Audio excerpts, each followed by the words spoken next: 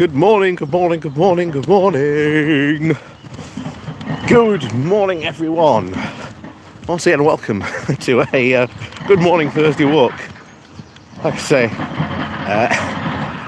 I didn't do a live stream yesterday, unfortunately.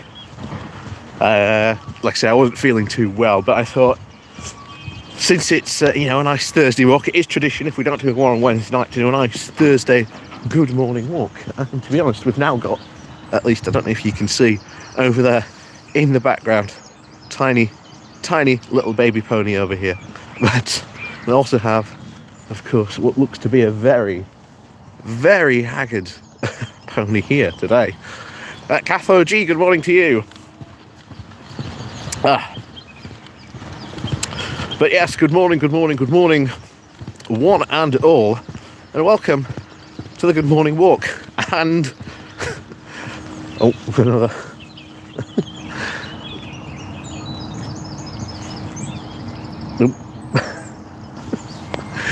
Licking his lips.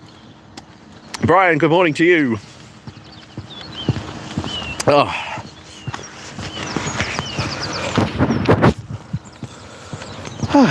yes, it is a fantastic morning as always. Pretty cold, to be honest. The fast train to Leeds is going by. The Zoom. Chili the Coda, good morning to you.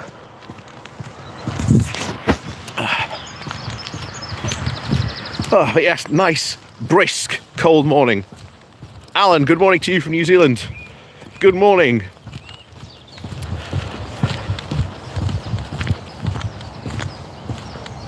Oh, and what's that?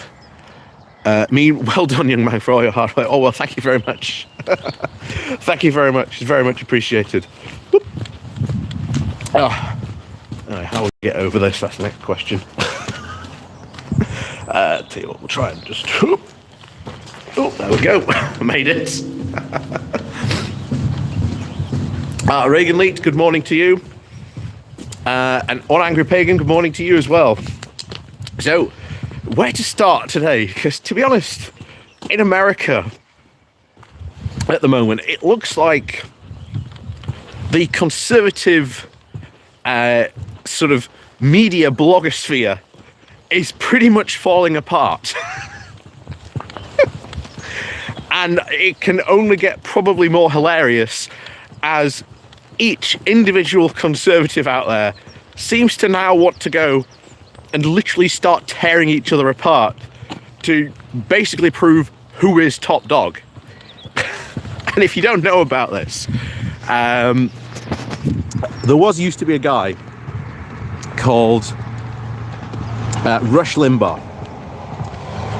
And Rush Limbaugh was like the top dog. Like, he was the king of conservative talk radio over in America. You know, you didn't mess with Rush because he had the power and influence to absolutely just crush you. But he was very keen on what was the, or what used to be, because Trump has pretty much destroyed this golden rule, created by, of course, Ronald Reagan. It said, thou shalt not attack a fellow conservative. And this was Russia's golden rule, that if any friction or anything like that was coming out in the sort of conservative media world, apparently he used to step in and sort of try and smooth things over. And as a result, he was sort of seen as this big king-like figure. But now, well, Russia's been gone for quite a while. And if you've been following what's been going on in America with some of these sort of big conservative media personalities, well, they hate each other. There's been this bubbling resentment for years, and now there's no one to smooth this over. So it looks like at the moment there's a guy called Stephen Crowder and Candace Owens who are about to go to war. And the thing is, I think this would only be the first of potentially many such instances that would probably happen over there in America. And I have to say, it's beautiful. You know, what's the Godzilla quote that always comes up during this time? Oh yes, let them fight. let them fight. But oh my, that could be interesting. And of course, you've had Tucker Carlson get fired as well. And we don't know what the exact reason for him being fired is. At least we don't know yet, because no one's come forward and said this is the reason. There's lots of theories out there. There's the whole fact that it might be the Dominion lawsuit. There's a rumor going around that apparently Tucker Carlson, because he's very, very sort of big in the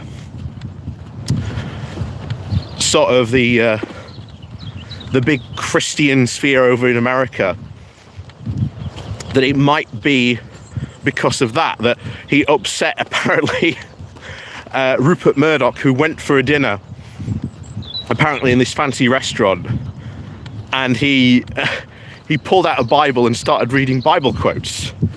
That's one of the theories that's floating around. Pretty Bird, greetings to you, good morning.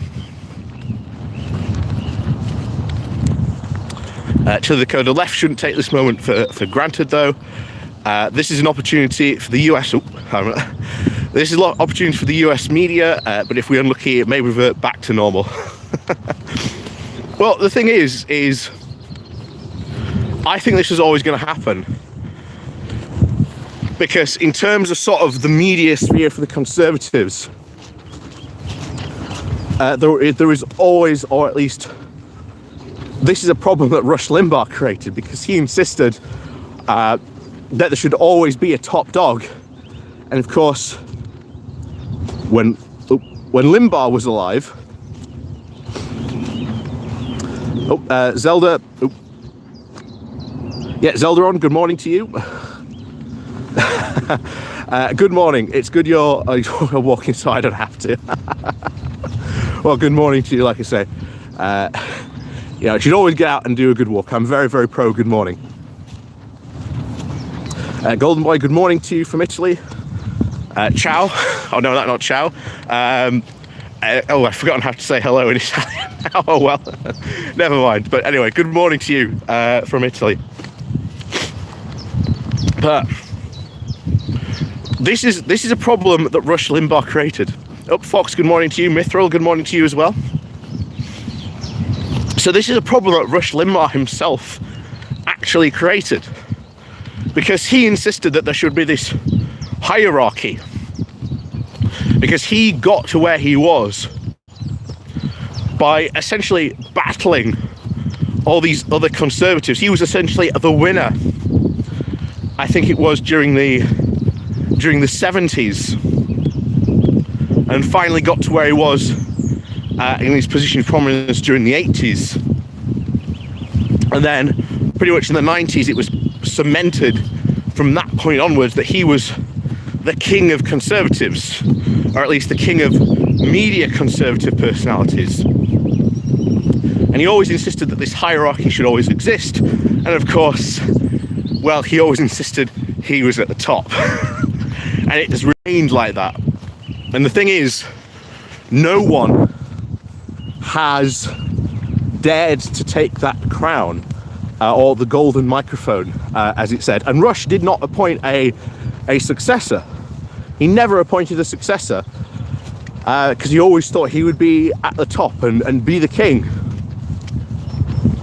And now all these different media personalities are going to fight each other, probably to the death, and probably involving a lot of lawsuits and dishing the dirt. And you see this in the alt-right sphere as well, because they're fighting each other for the exact same thing, to decide who is the king of the alt-right.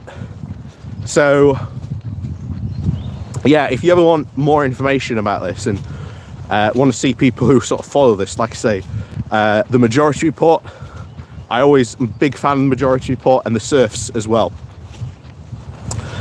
Very good.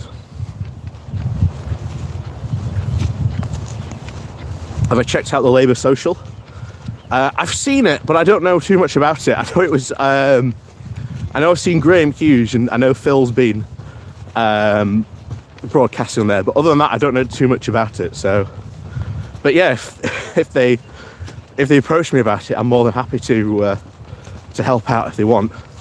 I've not got a problem with that.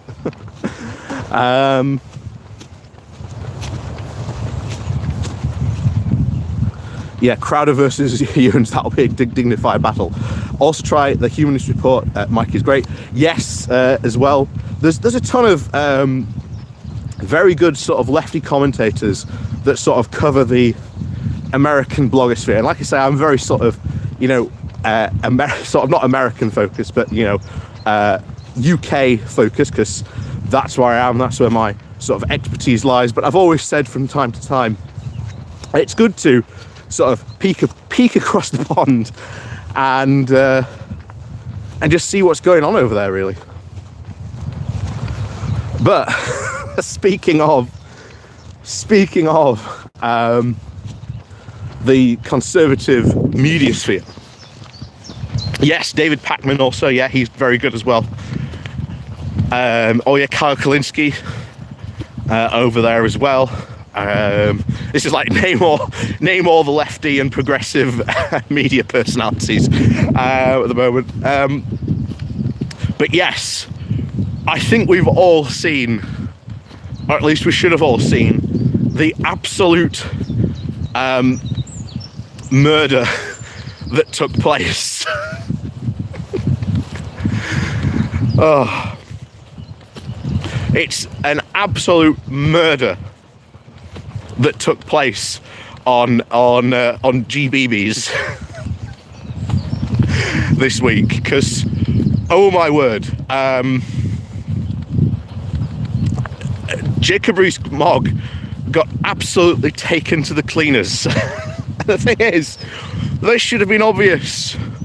Whoever produces that show or books the guest, if I was sort of working for GB News and was like, yeah, I need to make sure that our star doesn't get embarrassed. I think they need to. I think they need to. Get rid, essentially, of the of whoever books those shows. Because my word, they need to get rid of him or them, whoever may be doing those bookings, because they are booking guests that are far, far beyond the capabilities of Rees-Mogg to actually be able to handle. Patrick, good morning to you. And Clubby, good morning to you as well. Pretty Bird took out about 18 months left on his contract from Fox. Murdoch could just keep him off the air if he wants. Yeah, that's very true. Yeah,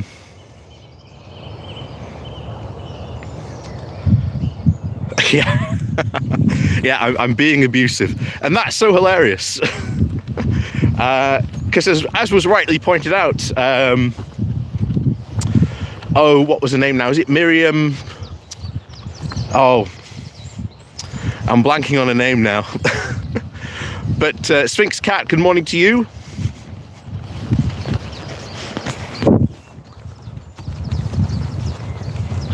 But yeah, she did an absolutely fantastic job, and especially in a live environment. I mean, the pressure you face being in that type of studio environment, massively pressureful.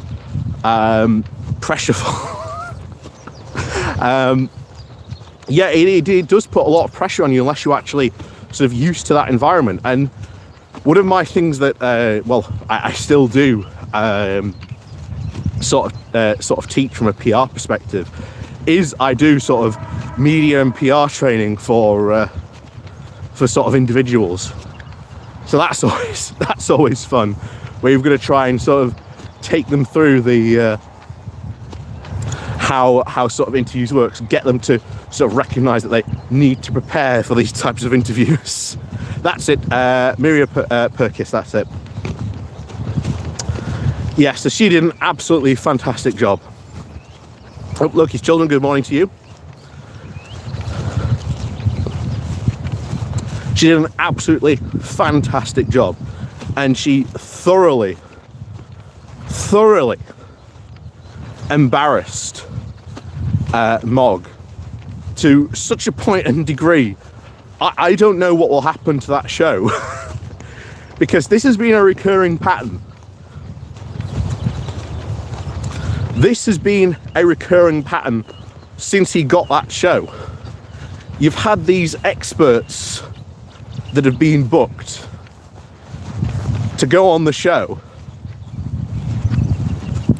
and then they've made Mogg look like a complete fool. Now, by far, Miriam, she did the best job, really embarrassing him, and I think really calling him out. She really called him out for all the nonsense that he was spewing. I don't want to say, you know, maybe we'll go over it at some point, I think. In fact, that's what we might do as a video today.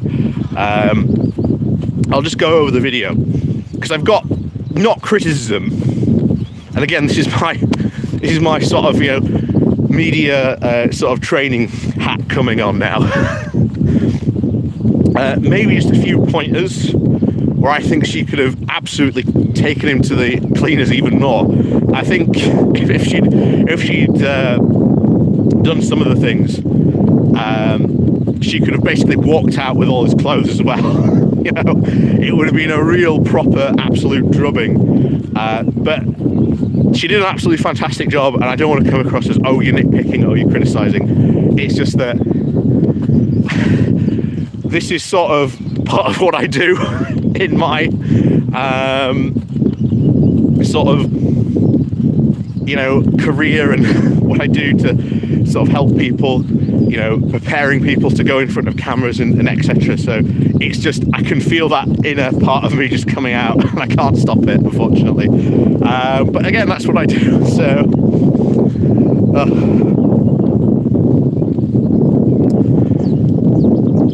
but yeah, she did an absolutely fantastic job.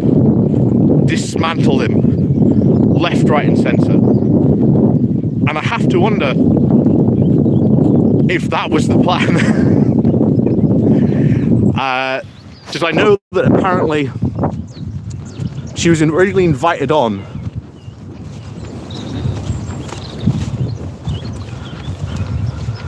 yeah. Exactly.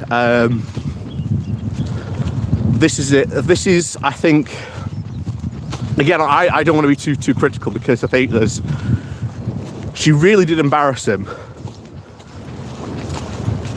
But there are strategies you can do and employ, and like I say, maybe we'll go over this in the actual video. It would help. Certainly, I think when we go over the video about how you can sort of tackle these types of characters going on sort of these types of shows, I think that'll be actually kind of good to go over, give it a bit of analysis. But yeah, she did an absolutely fantastic job, and like I say, being in a live pressure environment, you know, especially being under the lights in front of the cameras, can be quite an intimidating process, especially if you are as she did. She went into the sort of the lion's den and came out doing an absolutely fantastic job. But as we said, this isn't the only time Mogg has been embarrassed about this. Oh, she also be a guest of Question Time of Politics Live. Yeah, I think she has been on Politics Live. I'm sure she's been on Question Time, but maybe she will now. Maybe she will.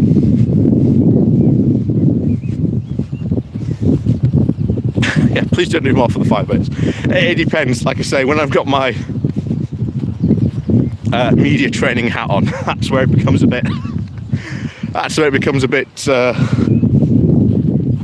different. But yeah.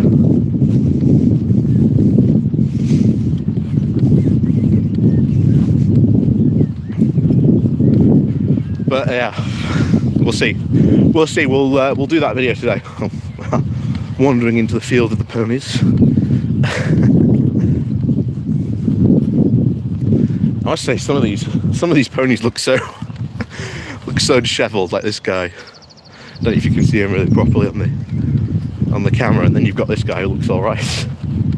You've got to wonder if there's people who look after specific ones and then just ignore the rest, although I don't know, it doesn't specifically look that good either. But well, we'll see. Anyway, there we go. Oh.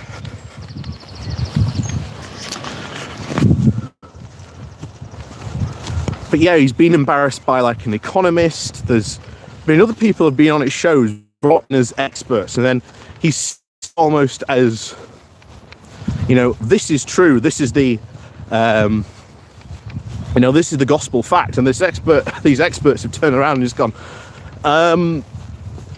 no, that's not what is happening at all, Jacob. In fact, this is a bigger thing. You know, we saw the whole economist saying that, you know, Brexit was embarrassing, and he tried to sort of very quickly change the subject on that.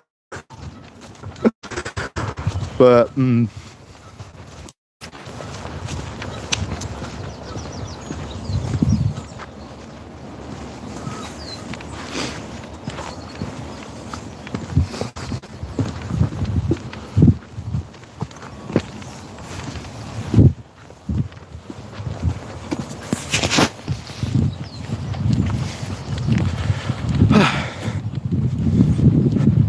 I know we'll be able to get up. We'll be able to get up the the hill today. It's very dry, like thankfully, so we'll be able to have a good scramble up the hill. But of course, the other thing that's happened as well is, well, you can see the river behind me, so I suppose it's a good chance ever to bring this up. What happened in the motion with the Conservatives taking control of the opposition motion, and then essentially making it a completely and absolutely toothless bill. And then every single Conservative out there was crowing that, oh, they have voted to protect the environment and depollute the rivers, while Labour has not voted for it. Well, yeah, they didn't vote for it because she was a completely toothless bill. So it doesn't matter that you've brought in all these new rules and laws and regulations. The lefty voter, good morning to you. So it doesn't matter that they brought in all these new rules, laws and regulations.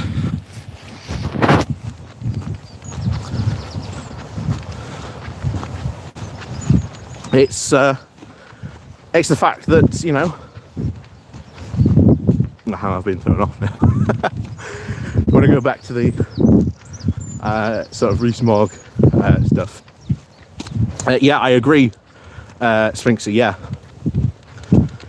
You've got to sort of make people realise what's going on and try and change their minds about stuff. That's very true. And again, there are different strategies you can do and employ about that. Dave W, a bit late to the walk, but good morning to you as well, Dave.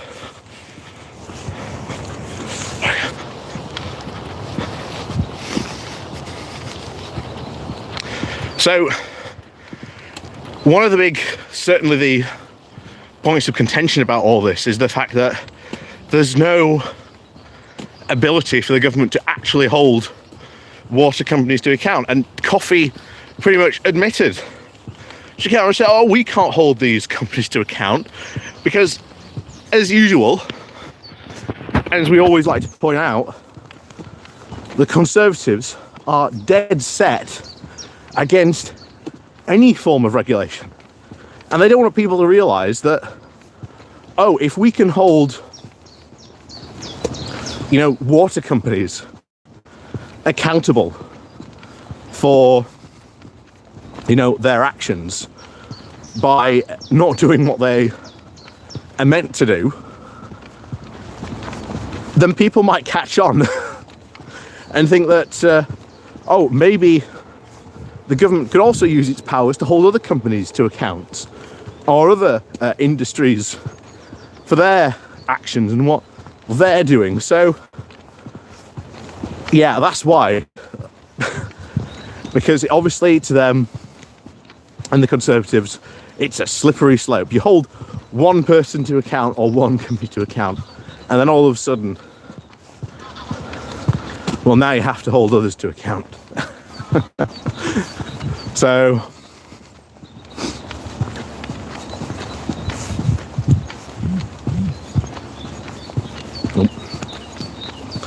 it becomes very, very instant the fact that what Labour should be doing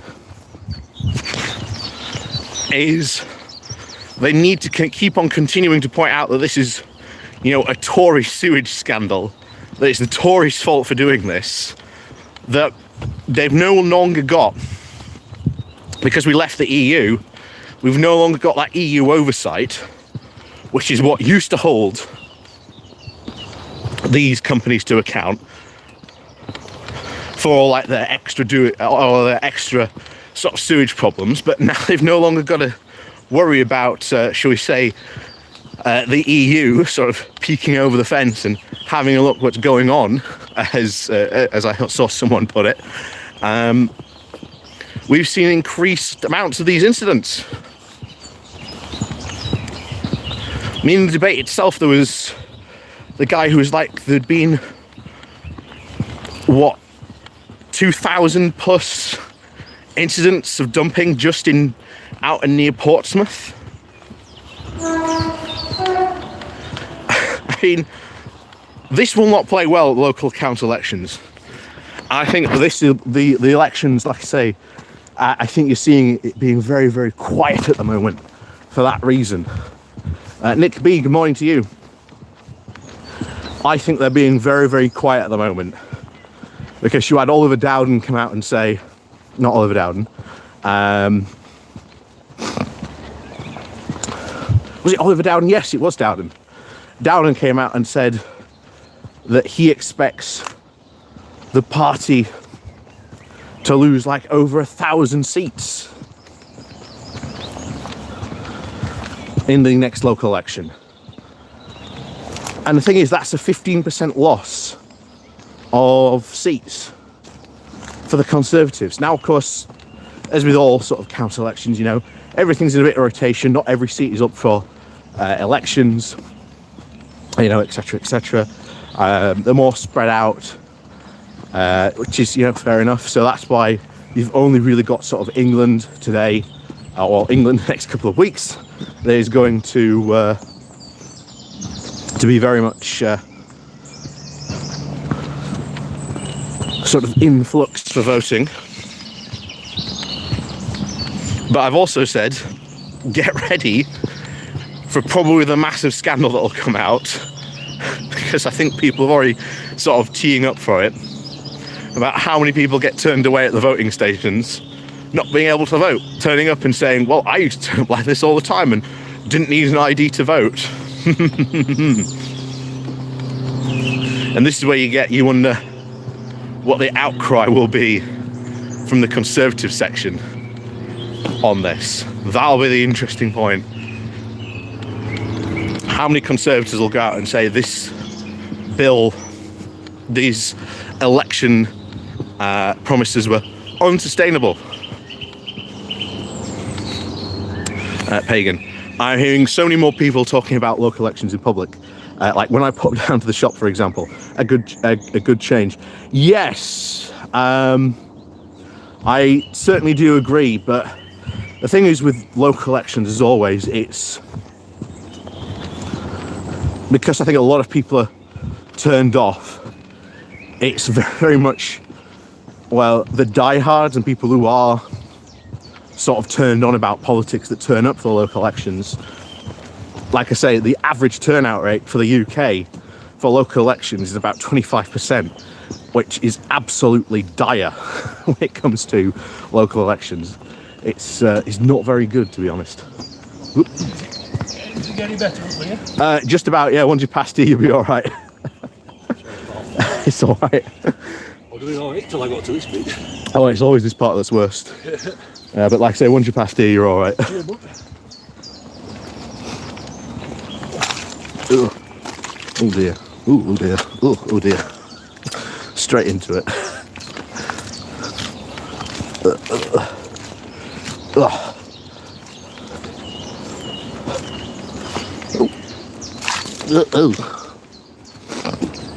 There we go. But yes, local elections turnout rates absolutely dire. It's one of the things I'm watching for. There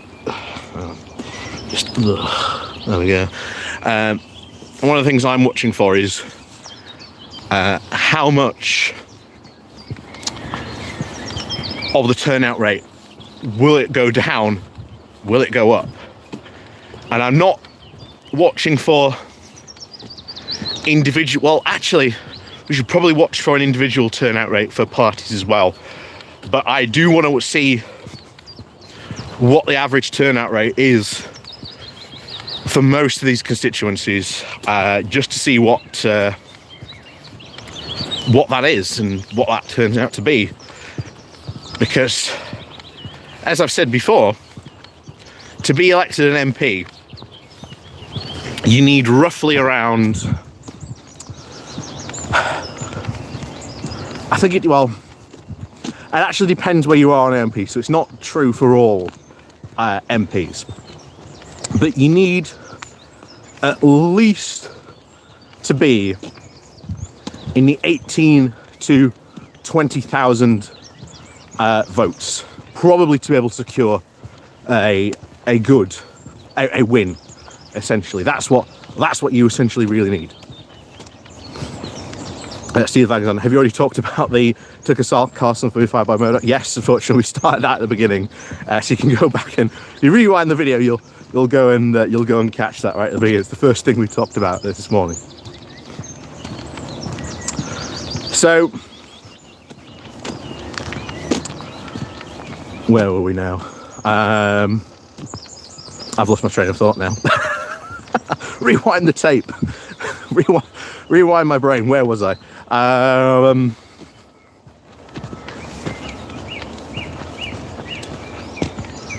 Yes, that's it.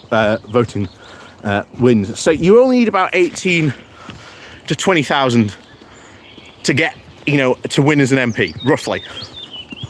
Of course, it may differ, depending on the population of the area.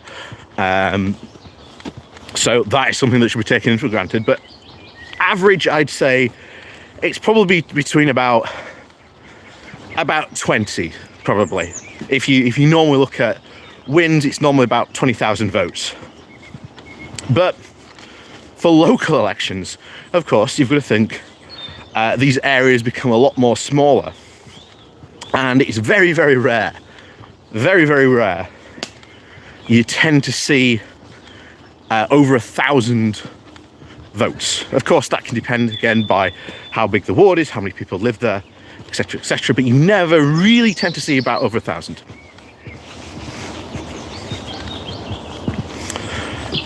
So, and especially in my area, in some cases, you only need about 500 or so people to vote for you. That's not a lot. It's really not a lot for you to become, a local MP, not a local MP, a local councillor. And I've said before, and I'll make the argument that I think local councillors should be paid for what they do, because it's they actually fulfil a very, very important role for our democracy, and yet they go sort of very, very much unrewarded. And as a result, you only tend to see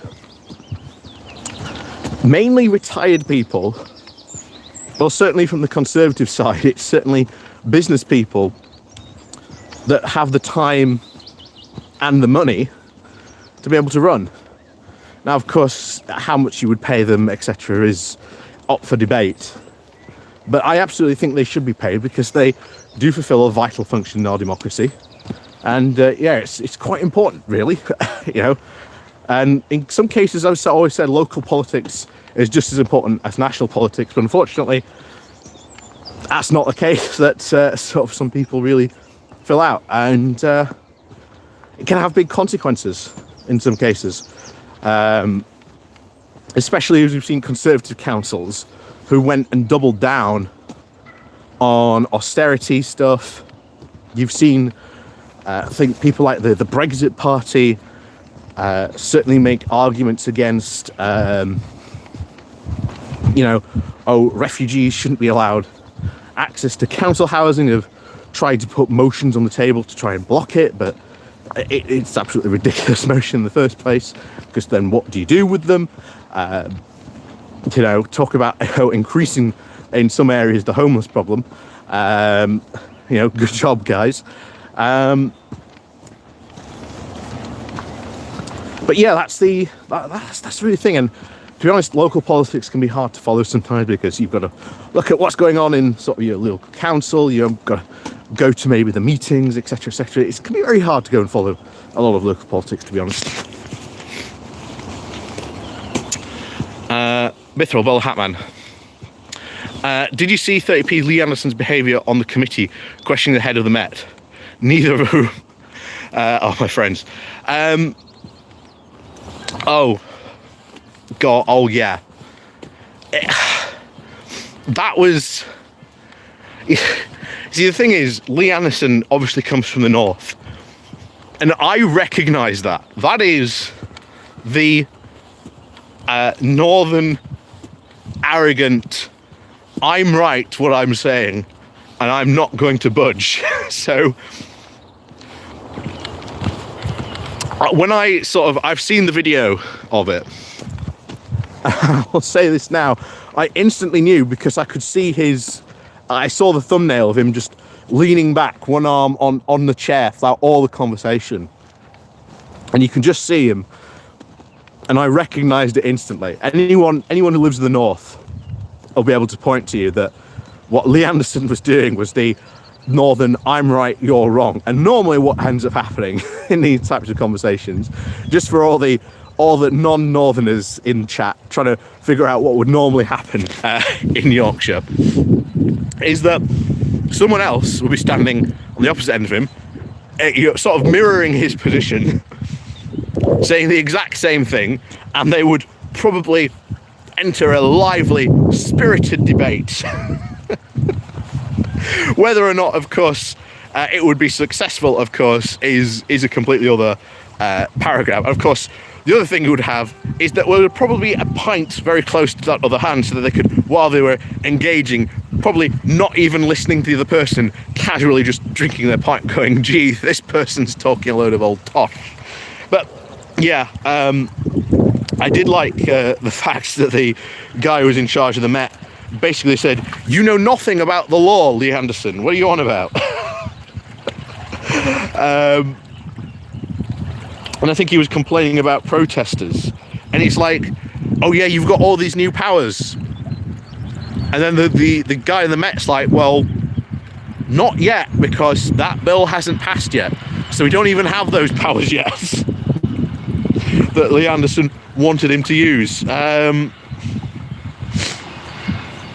Needless to say, it was very entertaining to see Lee Anderson taken down a couple of pegs. But to be honest, he's not on a lot of committees, but it does give him the chance and opportunity to put forward his Northern Tough Guy act, which I think sort of sells really to a lot of the Tory diehards. Like I say, this is why Lee Anderson is going to be the not the main figure trying to support all these local elections, but like I say, as the deputy party leader, he is sort of responsible for a lot of these campaigns that are going to go on at the local elections. And to be honest, we haven't seen him out there very much. There's been the big leafleting campaign that we've seen by Conservatives telling voters, you don't need ID. If people have seen that doing the rounds on Twitter recently, that's kind of very, very suspicious, but I suppose it is to be expected. Obviously, coming from the Conservatives, like I say, they're trying to borrow very much from the Republican playbook of trying the old classic of voter suppression. It doesn't surprise me there in the least. But that's what tends to happen, unfortunately. These with these bozos in charge, and what they try to do. And like I say, as always, the Conservative Party, I think, depending on how these local elections go, I think you could see a mass panic, because there's this belief, this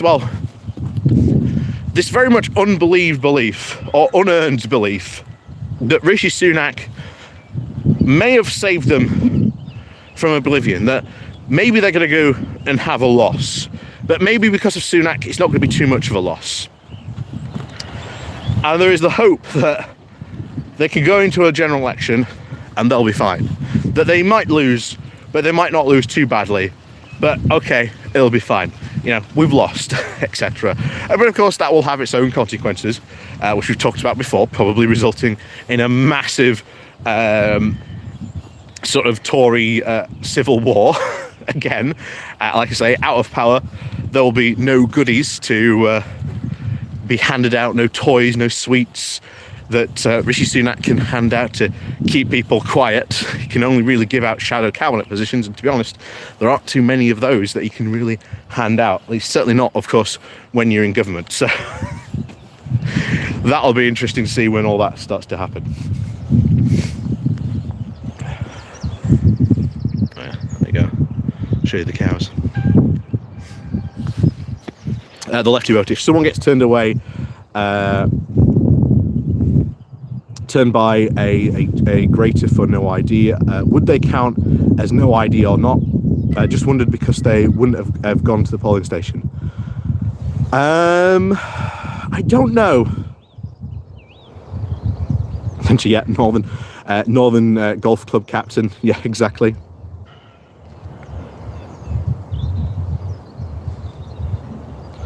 I just got a YouTube notification telling me Nick Ferrari's live with James Not Said Cleverly. Oh, that'll be riveting.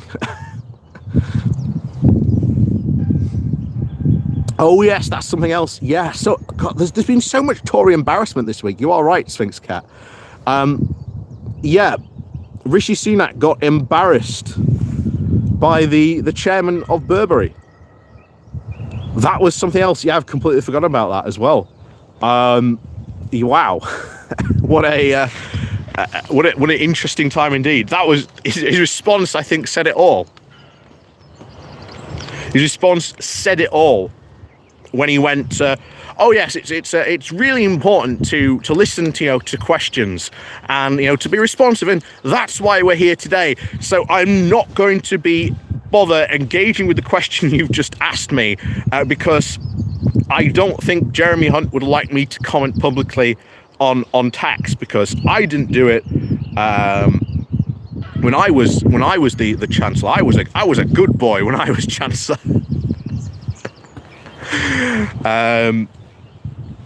Yeah, I think that says it all, really. And we've always, I mean, do you remember the video we've done this week about the Brexiteer gloating about obviously the situation going on with like the SNP, Nicola Sturgeon saying, "I had no idea what was going on." I find that very hard to believe, considering she was in charge of the party. I really do find that hard to believe. But then there's, of course, the problems going on at the CBI, which, of course, again, very, very bad.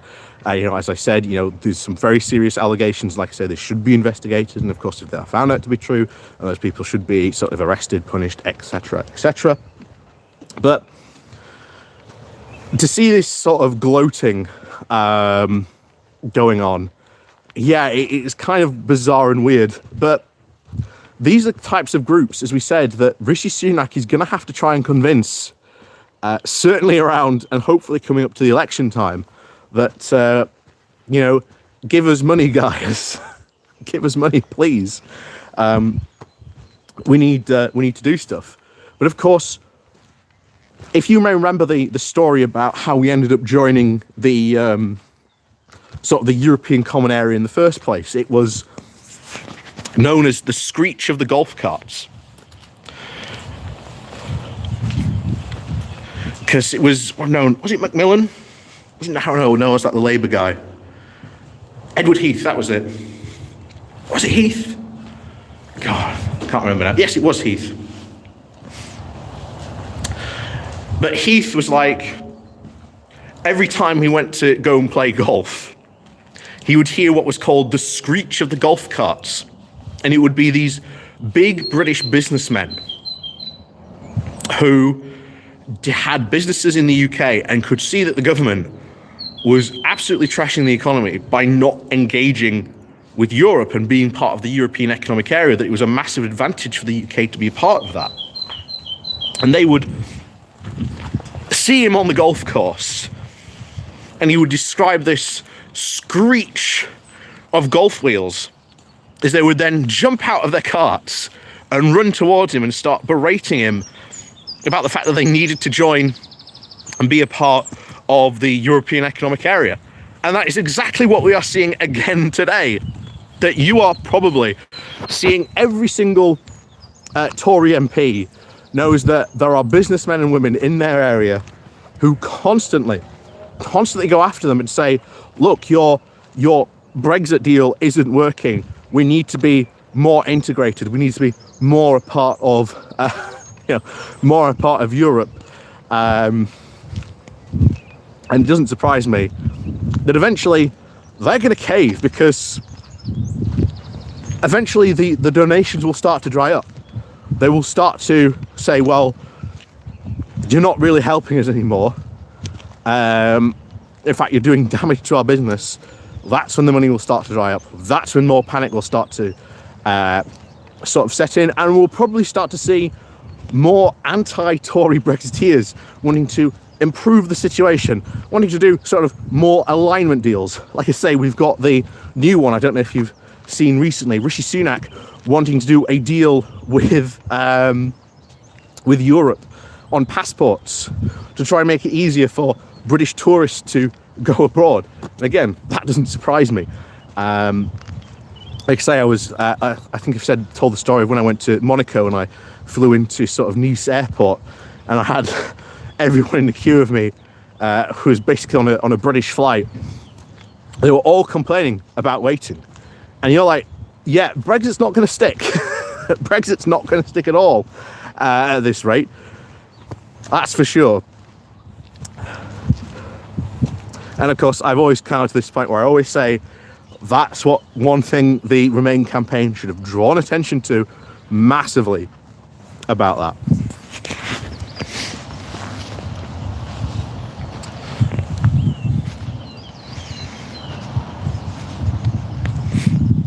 Bowler Hatman, who was ultimately correct on dentistry being fully under the NHS. Nick Bevan or Hugh Gaskell, I don't know about that.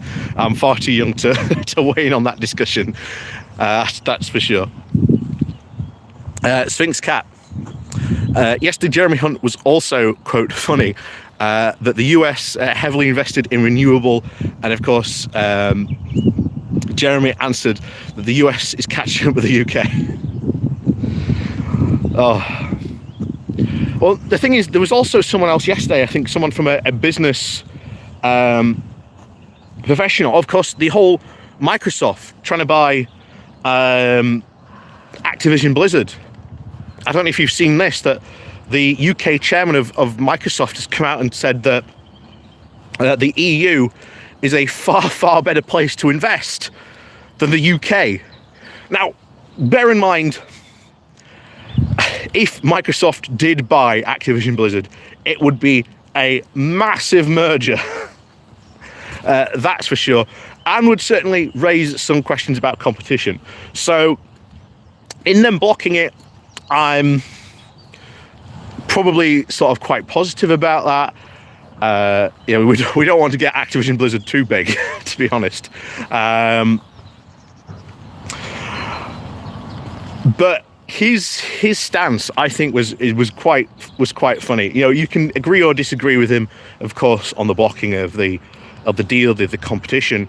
But I think the rest of the stuff he said was right on the money. That the UK is just not as attractive place to invest as the EU, which is what we said right from the very beginning about all this stuff. So,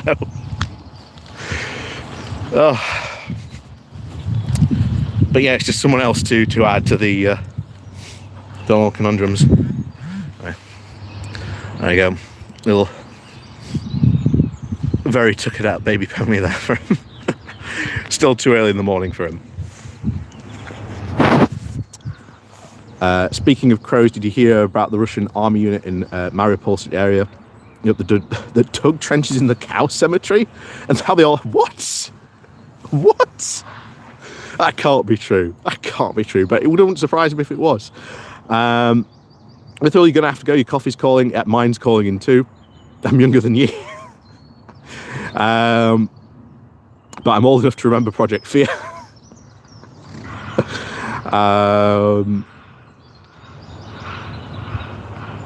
If you saw about the decision didn't go through, it was probably the right decision. Competition law is there for a reason. Yep, very true.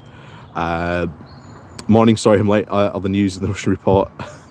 Deadline passing. Oh yeah, that's very true. Completely forgot about that. Full. Oh, Cavalon 100, good morning to you. Well, unfortunately, Cavalon, you've joined us very too late, because it is, as the, unfortunately, the end of the Good Morning Walk. Today, like I say, thank you very much for joining us. There will be a Good Morning Walk on Saturday, so look forward to that. And yeah, as always, enjoy the rest of your week, guys. Have fun. As they say, if you can't be safe, be sensible, as they say. And yes, we'll see you all soon for another Good Morning Walk very soon. So, as always, thank you very much for joining us. And of course, please do remember to hit the like and share button before you leave. And of course, do remember to leave a comment down below afterwards. That helps with all the algorithmical stuff. And as always, we'll see you all next time.